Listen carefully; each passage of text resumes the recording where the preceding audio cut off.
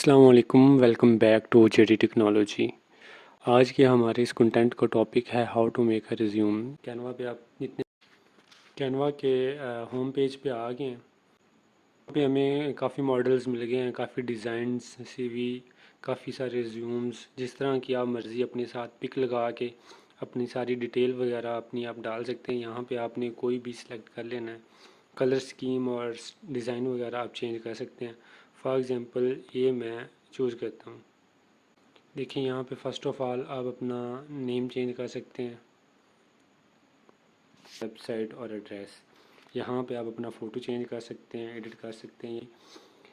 जो भी आपकी स्टडी के रिलेटेड हैं या फिर आपके जो भी स्किल्स हैं उनके रिलेटेड हैं वो आपने यहाँ पे लगा देने हैं। उसके बाद आप अपने हिसाब से इसके कलर्स कस्टमाइज़ कर सकते हैं, डिज़ाइन चेंज कर सकते हैं बहुत इजीली। ठीक हो गया। तो बहुत ही